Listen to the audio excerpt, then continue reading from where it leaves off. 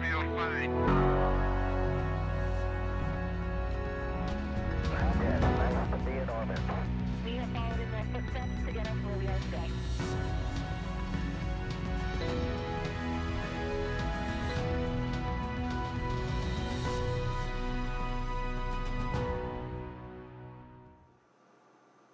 Good morning and welcome to NASA's Kennedy Space Center. I'm Shaniqua Vereen, joining you from Florida as we prepare for the upcoming launch of NASA's SpaceX Crew-12 mission. Launch is slated for no earlier than Wednesday, February 11th. Today is the crew's final media availability before launch. Our Crew-12 astronauts are joining us virtually from quarantine ahead of their mission to the International Space Station. We have about 30 minutes together this morning, and we'll try to answer as many of your questions as possible. With that, let's head over to crew quarters to hear a few words from the Dragon Commander, Jessica Meir. Hello, everybody. Thank you so much, Shaniqua. It's wonderful to be here with you today. As Shaniqua just mentioned, we're here in the crew quarters facility in Florida. We arrived a couple of days ago, and this is really starting to feel like we're about to launch. You know, we've seen the rocket. We've been spending time out on the beach with our families. We've been, thinking about all the things, last-minute things that we need to take care of. So it's getting very, very real. We want to say a big thanks to all the teams that got us here, NASA, ESA, Roscosmos, all of our international partners, SpaceX, of course, for all the incredible preparation that we've received. We are really feeling ready, and hopefully we will be able to launch on Wednesday as planned. Also today I cooked traditional Russian food. This is a borscht, and I hope I cooked it for my crew, for teams who support us. Yes, thank you. And Very delicious. I very hope. delicious. Very delicious. Thanks, Andre. It's been great here in crew quarters. It's just a historic part of NASA's program. From the beginning of the space program, astronauts have been staying here in quarantine before they go, doing our last little bit of training, some quality time with our families. It's really a special place to be. We're happy to be here at Kennedy Space Center, and we're really, really excited to launch in 3 days. Thanks, Jack. Yeah, and not only very serious training happens also, but daily anecdotes. And we wanted to share the wonderful fun anecdote that we started sleep shift in order to be ready for launch at 6 a.m. Florida time. And so, for example, today we're going to go to bed at 2 p.m. and going to wake up at 9:45 p.m. And in order to help us, we wear these wonderful glasses that block blue light. And we really like it.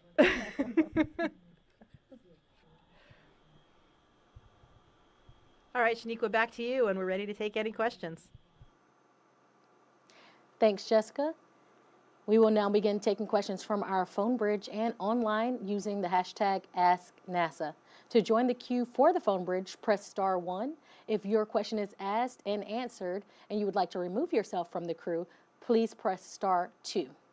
All right, operator, we'll take our first question. Thank you. Will Robinson Smith of Space Flight Now, your line is open.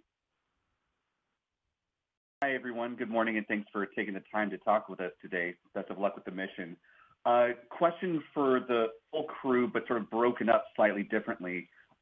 Jessica, if you could talk a little bit about your marine biology experience, and especially your work in the Arctic, and how that helped inform your time as an astronaut. And then to the rest of the crew, you all have armed services backgrounds.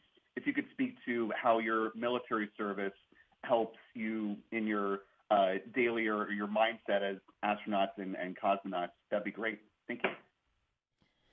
Yeah, absolutely. As you mentioned, I did work as a scientist in my previous career, and I was studying the physiology of animals in extreme environments. So that research brought me to places like the Antarctic, and I was fortunate enough to go down there 5 times for research expeditions and later for a diving expedition as well. And I think it does actually play in really nicely with our current job, with some of the similarities that these guys have from their military deployments and that kind of thing. And I think that came through, in my astronaut interview as well. The things that I would point out are working working in an isolated, harsh environment. So I was working in a remote field camp in the Antarctic with a very small team of people living in a confined situation in a harsh climate. So those kinds of experiences really help prepare us for the confined locations like the International Space Station and help teach us really valuable lessons about teamwork and cooperation and what it's like to really spend that much time together with a small group of people.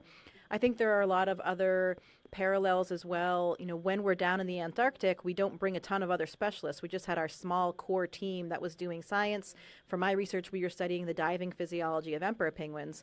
So in addition to doing the science, we also had to spend some days just shoveling snow or fixing a broken down snowmobile and that kind of thing.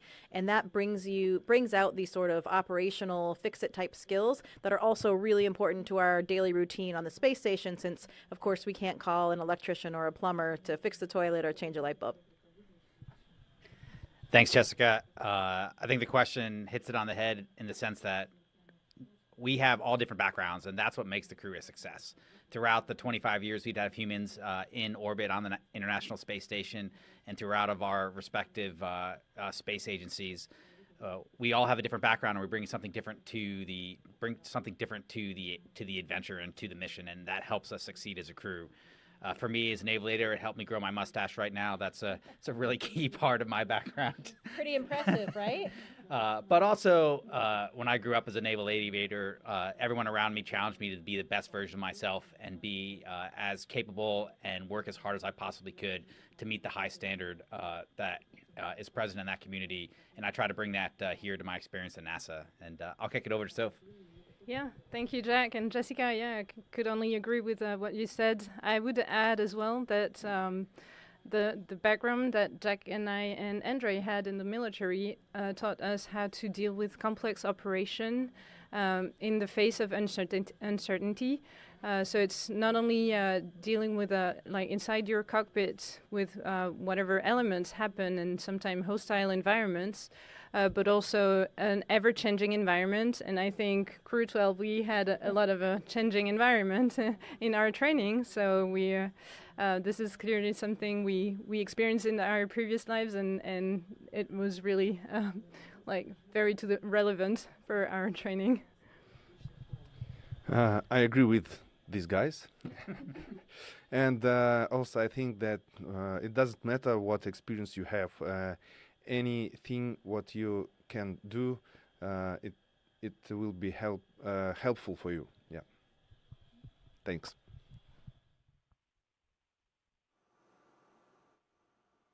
All right, operator, we are ready for our next question. Manuel Mazanti of Expresión Especial, your line is open. Thank you so much. Manuel Mazanti with Exploración Espacial. Great to see you, the four of you, ready for lunch. I have a question for Sophie.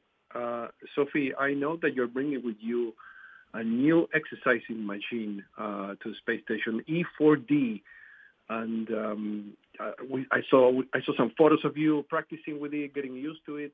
I wonder if you're going to ask different crewmates to test the machine in orbit. And what is it that you're expecting out of this machine? Do you think it's going to improve the current exercising machine on the space station? And what are you and ESA expecting out of this machine in the near future? Thank you. Yeah, thank you for this question. Actually, all of us will be training on this machine, and we're all very excited. It's a partnership between ESA, the European Space Agency, and NASA. It's a great opportunity for everyone and all of the teams to test the concept of a machine that is thought to be later installed on board the Gateway, the station around the moon. And we have many hopes that this machine we tested it on the ground. It's incredible. It brings a lot more exercise variety than the current exercise machine has. And so we are very happy to test this all. It's going to be interesting to see also, because although we're very confident with the ground testing, now testing this in microgravity might bring us different analysis, and maybe we'll have to tweak some of the exercises.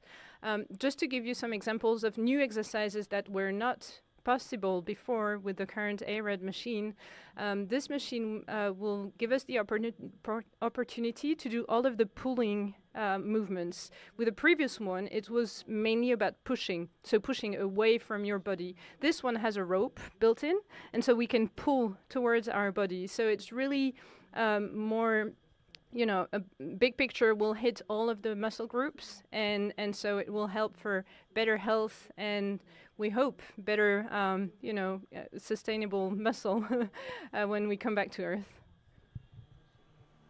All right, operator, next question, please. Bill Harwood of CBS News, your line is open.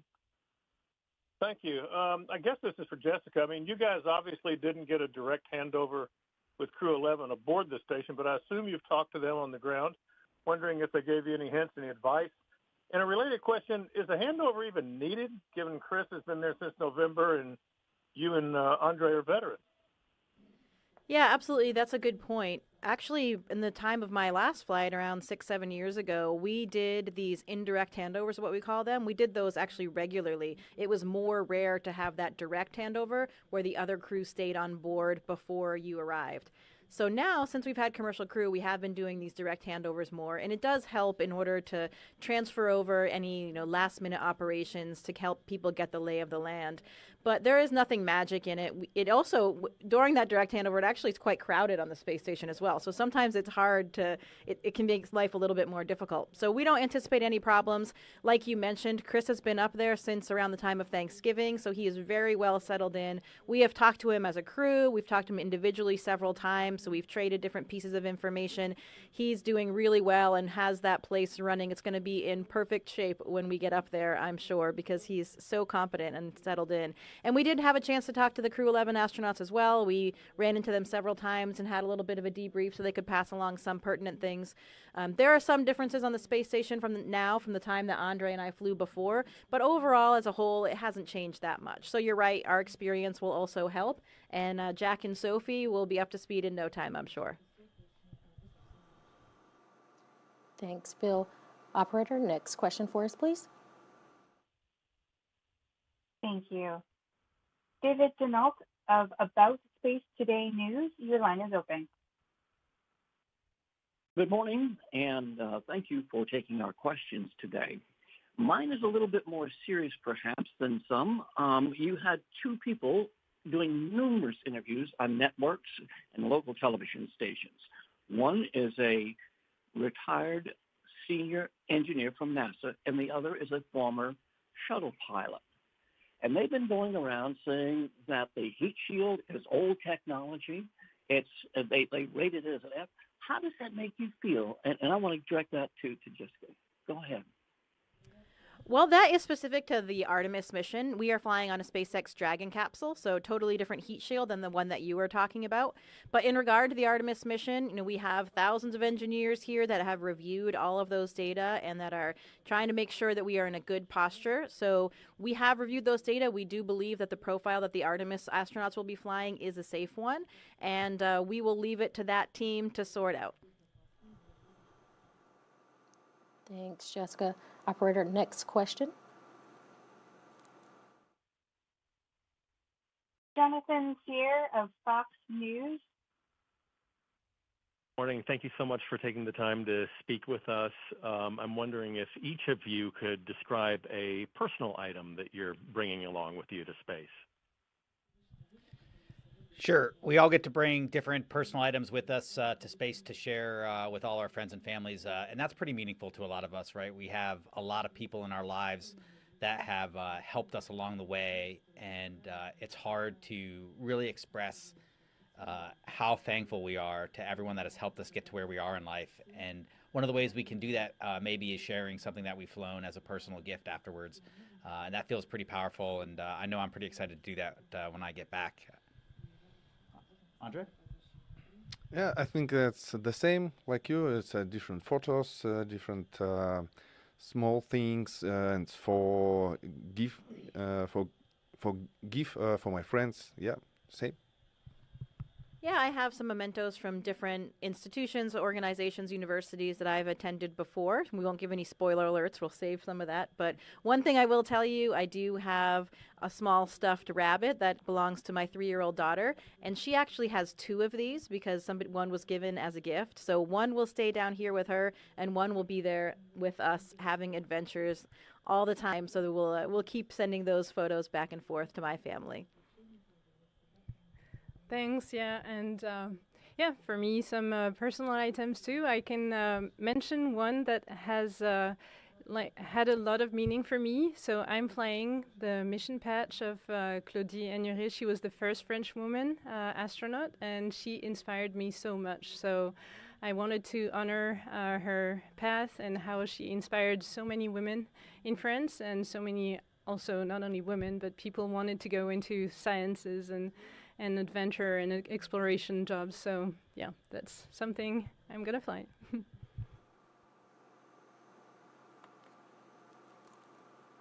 Next question, please. Dennis Cage of TASS, your line is open. Thank you for the briefing. My question is to Andrei Fedayev.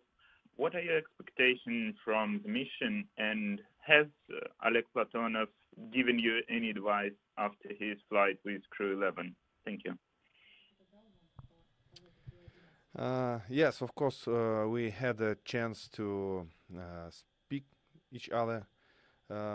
He told me different things that will help me in my first time in the flight, but also in US segment we have there are Sergei Kuchershkov, Sergei Mikaev, and Chris on US segment. I think how to say передача смены, handover. I think in the handover should be good. All right, next question on the line. AJ Muscaro of the Epoch Times, your line is open. Hello, thank you so much for taking the time, and Godspeed. Question for Jessica. How does it feel now going into space as a mother? And for Sophie, the ESA has continued to decline to build its own crew spacecraft, and I was wondering if you and your fellow ESA astronaut colleagues would one day like to see that come to pass. Well, to start out, a lot of astronauts and cosmonauts around the world are parents, so it's certainly nothing new, but it is personally different for me than my first flight, since of course my daughter was born only in between these 2 flights. So it does feel very different, and it does make it a lot difficult in preparing to leave and thinking about being away from her for that long, especially when she's so young. It's really a large chunk of her life. But I hope that, one day she will really realize that this absence was a meaningful one because it was an adventure that she got to share into and that she'll have memories about, and hopefully it will inspire her and other people around the world. Yeah, thank you for your question. So actually, I think we're living at an era of spaceflight, which is very interesting and kind of hard to predict. Of course, for now, we don't have a crewed capsule. Maybe one day we'll have. I don't know. I mean, I don't have a crystal ball to predict anything, but what I can say is things are changing very fast in the space environment, and it's true for all over the continents, because many nations are working to develop their space program.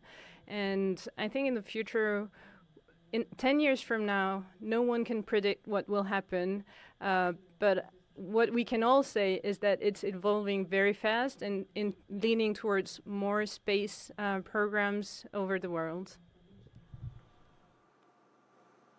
Thank you. Just a reminder for those on the phone bridge, if you have a question and would like to join the queue, please press *1. If your question has been asked and answered and you'd like to remove yourself from the queue, please press *2. All right, operator, we'll go to our next question. Will Robinson Smith of Spaceflight Now, your line is open. Hi, thanks for allowing another go around with questions. Question for the full crew again, but split up into two parts.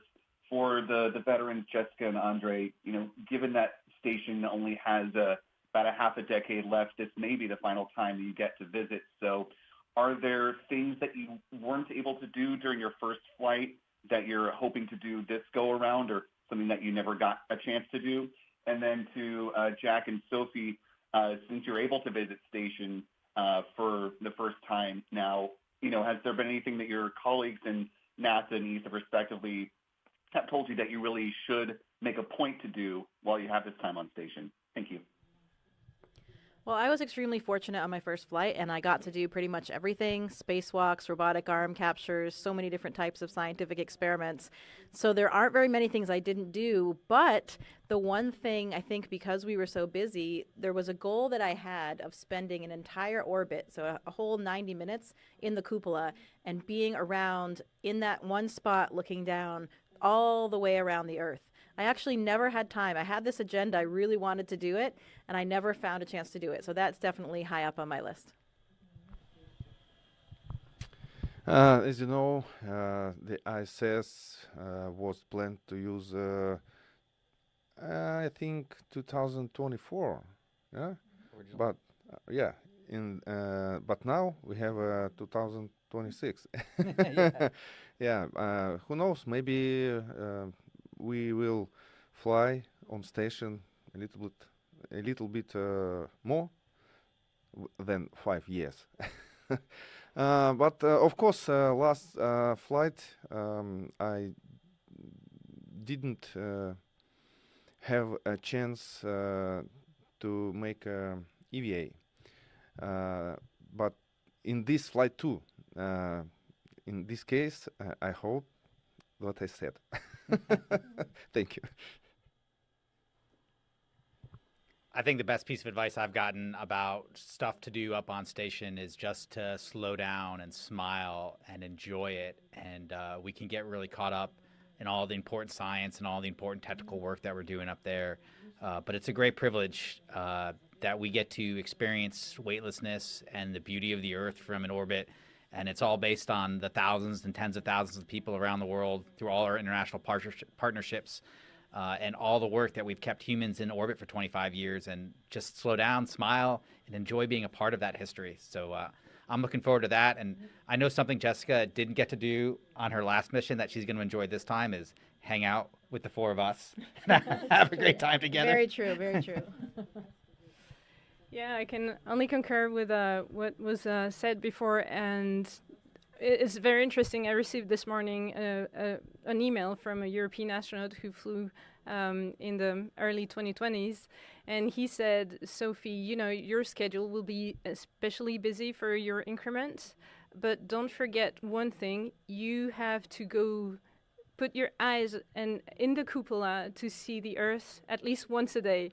Because it's very easy. The schedule is sometimes crazy. It's timed at every 5 minutes. We have it's very detailed and it's a lot. And so he said, force yourself to go see from the cupola once a day.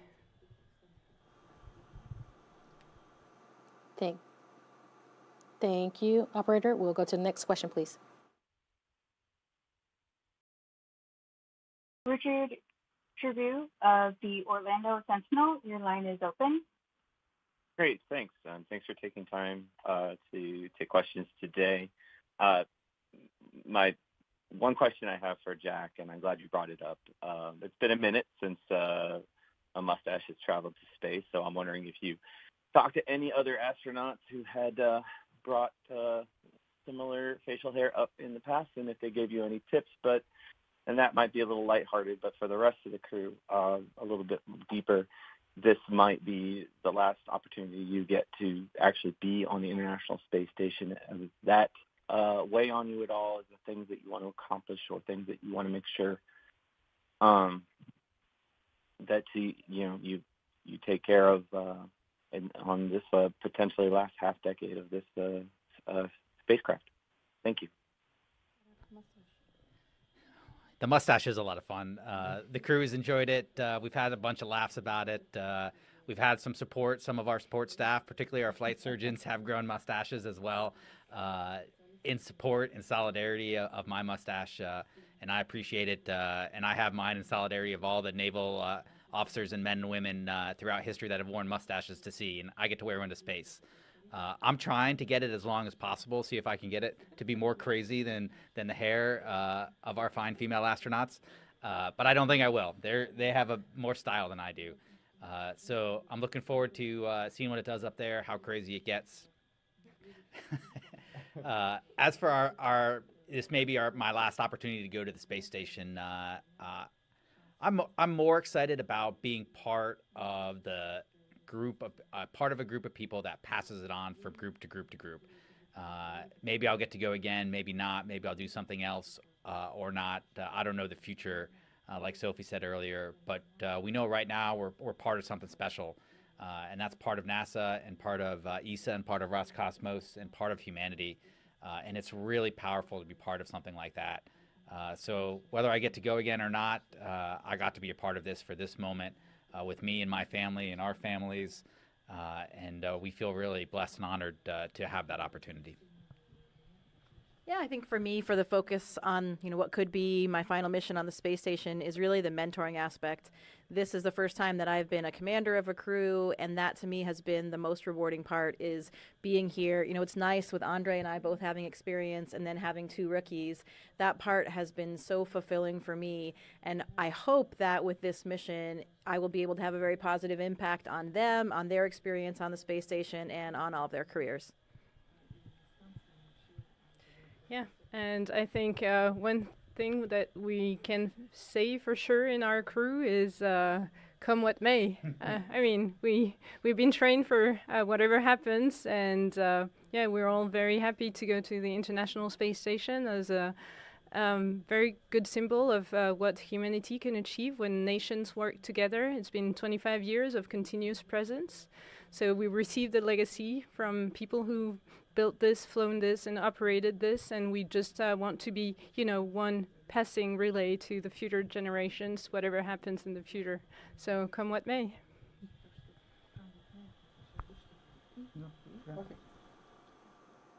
All right, it looks like we have 3 more questions on the line, and we have time just before our time ends with the crew today. Operator, will you go to our next question? Jonathan Jair of Fox News, your line is open. Thanks so much for the second question. I know this is for whoever would like to take it. I know you're launching a bit earlier than originally planned before Crew 11's early departure. You've already mentioned that the handover took place on the ground instead of in space, but I wonder if there are other ways that your preparations or training were affected, if you could describe that. Yeah, our schedule changed actually several times throughout our mission. We have had a very dynamic flight schedule in recent years. So we actually moved forward by 5 weeks. Previously, our flight was supposed to not launch until the end of March, so we already had that acceleration. So another 4 days wasn't that big of a deal. We had already adjusted our training templates to account for that, and all of the teams on the ground had to do a lot of work to, figure out what was essential, what could be cut, and that kind of thing. It was a little bit more hectic for us than it normally would have been, but we fit everything in that we needed to. And then we also have a lot of other things in place to prepare for situations like this. Some of the previous crews that have had extra time on orbit, for example, they recorded different videos of how to do different things, of where things are located, so that you can, if you have a situation like this where you don't have a handover, we have the material we need from a crew actually in space doing it. So we have a lot of materials like that, and of course the incredible ground support that we have in the Mission Control Center. They are there all the time whenever we're working, so it's not as if we have to operate completely autonomously or anything on the space station. They're always there to help us out through any activity. Next question, please.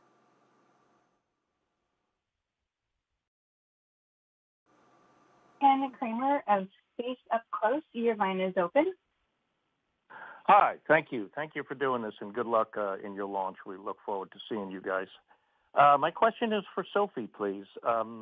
You mentioned, and I've read, that you were inspired by the first female French astronaut. I wonder if you could tell us a little background about how that came to be, and what did you do then to become an astronaut, and what are you planning, if anything, on the station during your time there, outreach sessions to inspire future women? And maybe, Jessica, you could talk about any future spacewalks that your crew will be doing. Thank you.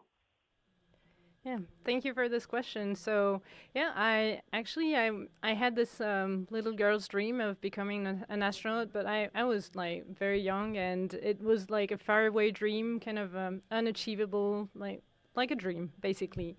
And I saw the other French astronauts launch, and yeah, fine, I read their biographies, but I actually, the launch of Claudie, the first French woman to launch to space, had a really big impact on me, and as if I allowed myself to say, okay, well, she made it happen for herself. Now I can allow myself to think that this can become possible. So I hope that I will, pass this message also to people, not only women but men also, who have maybe doubts on their journey to their dreams or their objectives or wherever they want to go.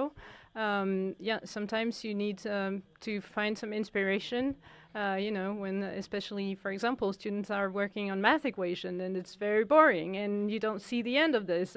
But everything has a purpose, and when you have a little inspiration, it helps. She helped me a lot, so I hope I will be able to help a lot of the young people in France.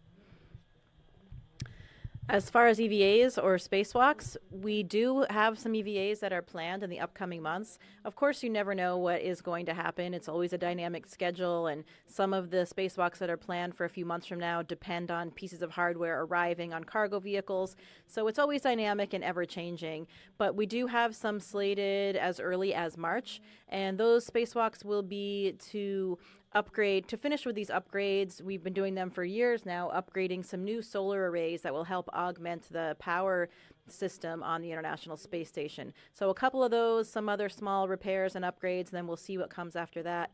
And I don't know if, Andre, do you know any of the planned Russian spacewalks during our mission?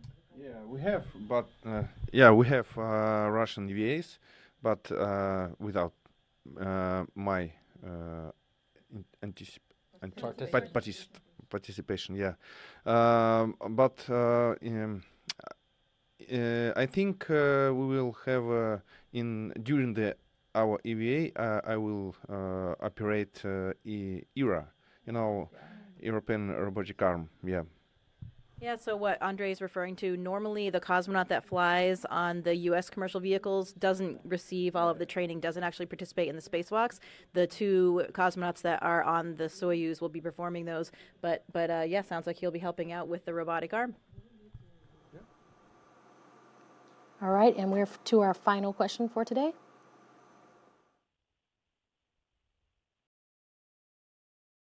Thank you. Manuel Mazzanti of Exploración Espacial, your line is open. Thank you so much, Manuel Mazzanti, Exploración Espacial. Thank you for giving me the chance for a second question. This one is for Jessica. I know that you're going to be performing or doing this very interesting activity, which is manual piloting, these landing simulations before, during, and after missions. And I understand that astronauts in a long duration and short duration missions are going to be involved in the future. Is this a NASA astronauts activity only, or is the agency open to other agencies doing this exercise like ESA and ESA and JAXA? Thank you. It is open to all of the what we call the USOS, the U.S. operating segment. So to ESA, JAXA, and the CSA, all astronauts that are flying during those expeditions. I don't think we have any partnership for that one with Roscosmos. But Sophie and I will both be doing that experiment, the manual piloting. And we have already both done a lot of sessions on the ground where we are in a special simulator that was built just for the experiment at the NASA Johnson Space Center. And it's not actually based on the design of one of the landers that is being built right now by SpaceX or Blue Origin. It's a different kind of design, like a reference design, but it has controllers that you're flying. You're monitoring a display. You're looking at your fuel. You're steering over to your landing site. And the goal of that experiment is to understand what these gravitational transitions will do to a human's ability to perform those kinds of activities. Of course, we have data from the Apollo missions because they did exactly that, but now we know more. We're trying to learn more with these kind of advanced systems. So Sophie and I did those sessions before the mission. We'll do some on board using the controllers that we have to fly the Canadarm, the Canadian Space Agency built robotic arm, and then we'll do some upon landing as well. So we'll have those transitions from 1G to microgravity through an extended stay in microgravity, and then from that transition right back to having full gravity again. Of course, it won't be exactly the same as the 1/6 gravity of the moon, but it'll help gather more data to see if there is any impact on our skills. All right.